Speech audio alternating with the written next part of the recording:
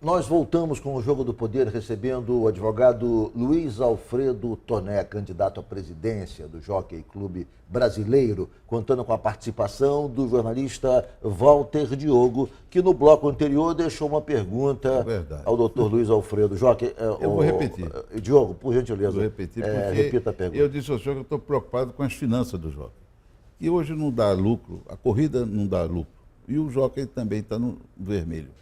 E eu queria saber qual é a sua proposta para salvar o jockey, porque a atual gestão deixou o jockey. É só entrar na internet, se você entrar na internet vai ficar assustado. Tem denúncia de tudo que é jeito. Né? É uma eleição mais emocionante do que a eleição do Brasil. Não, a atividade turfística hoje, no Brasil, é deficitária. Quer dizer, o turf é deficitário para o jockey? Inquestionavelmente. Aliás, no Jockey do Rio, em todos os hipódromos, São Paulo, Paraná, Rio Grande do Sul, a atividade turfística é deficitária por definição. O turf produz que receita e, na verdade, qual é o, digamos, o rombo, qual é o déficit que o turf apresenta ao clube mensalmente? O turf ele tem um movimento de apostas, desconta um percentual do movimento geral de apostas, o que sobra paga as apostas e esse percentual que vai para o jockey é para arcar com as despesas de pagamento de prêmio, funcionário, manutenção de pista, luz. Então, feito esse balanço, o resultado é negativo, é deficitário todo mês e as tentativas de... Qual é o rombo hoje da atividade do turf, né? Eu diria que a atividade do turf hoje gera um prejuízo, assim, otimistamente, de 3 milhões de reais por mês. E isso é coberto com que tipo com recursos oriundos de que atividade? Quer dizer, o Jockey Clube Brasileiro é como se fossem 3 clubes dentro de um clube só. Porque tem a taxa de manutenção, paga mensalmente, tem a taxa de transferência na venda de um título, dos títulos, que elevaram enormemente. Quer dizer, hoje, para pagar a taxa de transferência de um título de jogo custa 100 mil reais por mês. Com isso, reduziu drasticamente o valor de venda do título. Você tem receita dos aluguéis, receita de eventos, e com isso, com essas receitas, você equilibra ou tenta equilibrar o resultado do Jockey Clube Brasileiro em geral. Os associados estão pagando? Tem 5.564 associados. E parece que na última eleição só 100 e poucos podiam votar. Não. Eles estão pagando mesmo? Não. A inadimplência na taxa de manutenção é mínima. Não. A eleição do jockey normalmente é de 2.000 a 2.500 votantes. Metade dos... É metade dos... Mas não por inadimplência, sim por opção. Como o voto não é obrigatório, então o sócio vai ou não vai se quiser. Doutor Luiz Alfredo, a despeito das dificuldades da atividade do turf, há uma análise que eu faço como espectador, não sou frequentador do jockey, não sou associado do jockey, uma análise como carioca, como uma pessoa da cidade, que tem, enfim, algum tempo de vivência, de experiência no Rio de Janeiro e no Brasil. O jockey teve uma importância, uma centralidade social no Rio muito maior do que tem hoje. O Grande Prêmio Brasil era um grande evento do país, onde tínhamos a presença de presidentes da República, Getúlio, enfim, era o grande evento social da cidade. Do país, André. Do país, exatamente. Com espaço nos jornais, televisões, enfim. Hoje, isso perdeu importância, isso perdeu impacto, perdeu a dimensão. Ocorre ainda o Grande Prêmio, mas não tem a importância. O fato do Grande Prêmio não ter importância, em certa medida, mostra que o jockey também perdeu um pouco da sua importância, do seu significado para a sociedade carioca e do Brasil. Por que razão, doutor Luiz Alfredo, por que razão o jockey, em certa medida, entrou nesse processo que eu chamaria de decadência?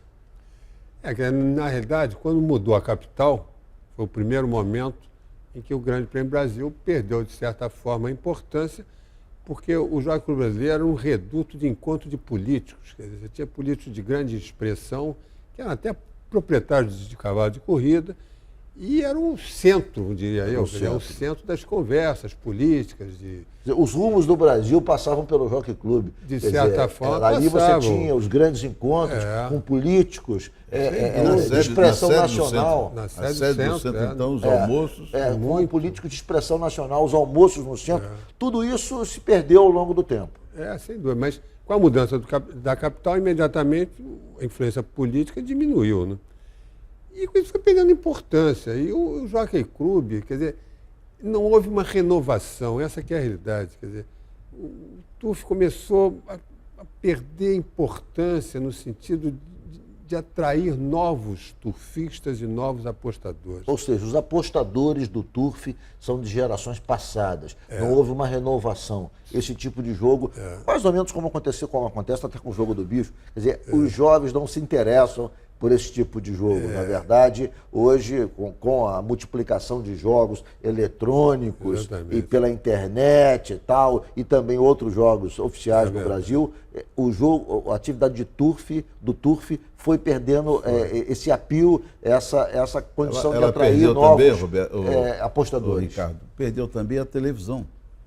É um dos poucos esportes que não estão na televisão. Não, tem a TV Jockey que transmite. A TV Jockey, mas transmite em as canal, grandes pela net. emissoras privadas não transmitem o jogo. Isso é um desafio para a nova Quer dizer, gestão. um problema que acontece é o seguinte, quando os resultados começam a diminuir, a parte disponível para a publicidade fica reduzida também. Que é o resultado de uma campanha publicitária para trazer novos turfistas, novos apostadores, é ter um resultado a médio prazo, não tem um resultado imediato.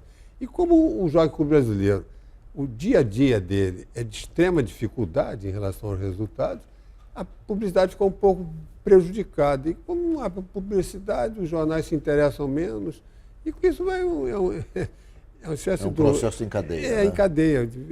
O apostador não renova, o sócio, o turfista não quer mais cavalo. Então, o grande desafio é realmente tentar reverter este quadro através de um esforço conjunto, porque eu tenho a teoria que o presidente de um clube ele não tem partido. Quer dizer, no momento que ele ganha a eleição, aquela disputa, que aliás é até às vezes raivosa numa eleição no jockey, ela fica superada. Aí tem que haver um esforço conjunto para tentar melhorar a Luiz situação Alfredo, do turno. quem conhece o hipódromo de San Isidro na Argentina sabe que esse hipódromo, existem dois hipódromos importantes, San Isidro e Palermo. O hipódromo de San Isidro vive uma efervescência, porque, na verdade, ele é mais do que um hipódromo.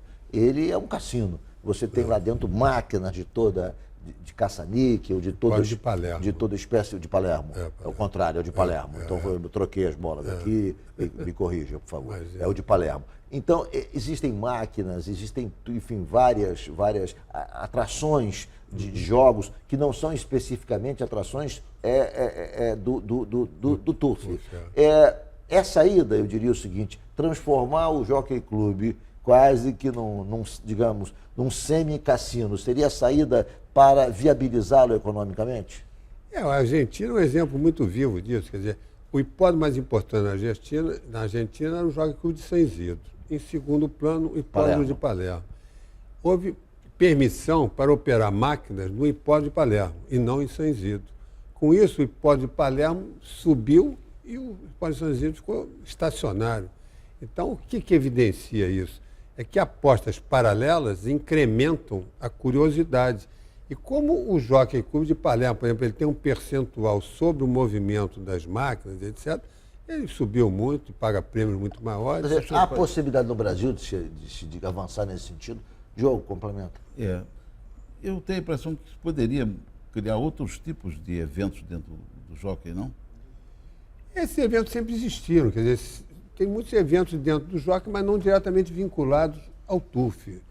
Você chama um público que comparece para esses eventos, mas na verdade a razão maior desses eventos para o jockey é gerar recursos, né? Porque o jockey precisa de recursos. O senhor vai receber dívida grande do Palermo, que é o presidente se vier a vencer a eleição. Que está devendo até funcionário lá. É verdade isso? Não, o que houve em relação aos funcionários, não, estão com o pagamento absolutamente em dia, mas os funcionários do jockey tinham direito a um quinquênio.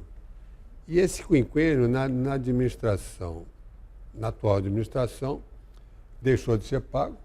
Com isso, os funcionários do jockey ingressaram com uma ação que já transitou em julgado, portanto o Jockey tem um passivo em relação a esses quinquênios que, evidentemente, uma dívida trabalhista, ela tem prioridade.